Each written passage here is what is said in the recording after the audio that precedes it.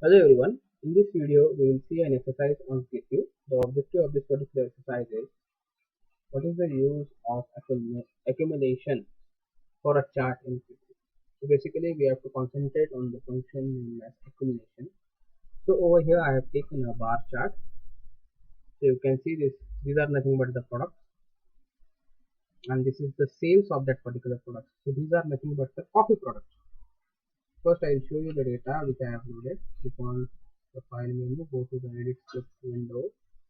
Over here a code is being generated which is related with this particular coffee chain sales data, and the table which I have loaded is nothing but coffee chain sales table. So this is the code which has come because I have loaded an Excel file from this data from the files option.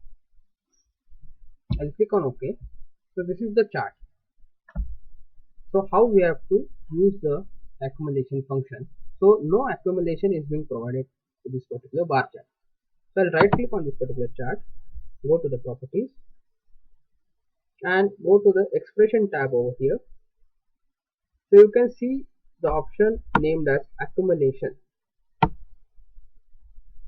no accumulation is being provided to over here. So these bars are some of the products will be low, high. So whenever I will be providing full accumulation or accumulate option, so we can provide it in the terms of steps also. So it is going to show us the data in the form of lower to higher manner, lower to higher order sales. So I'll click on full accumulation. I'll click on apply.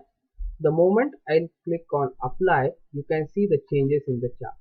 So this is accumulated from lower order to the higher order, which is related with this sum of sales of the coffee products. The moment I click on accumulate, so I want in the form of steps, so 10 steps. So I'll click on apply. So it is getting accumulated in the form of steps. So some high steps and some lower steps. So likewise it is getting accumulated. So if I want full accumulation, so it will be showing me, it is not in the type of sort. As you can see that in case of sort there will be ascending manner and descending manner, higher to lower and lower to higher. Ascending, that is from lower to higher, and descending from higher to lower. So in this way we can sort, but in case of accumulation you can see it in the form of lower order, then higher order, and then in terms of steps you can accumulate it. So I'll click on full accumulation, click on apply and OK. So over here you can see that when I'll click on full accumulation, so this data, the bar in this particular bar chart is in the form of lower order to the higher order.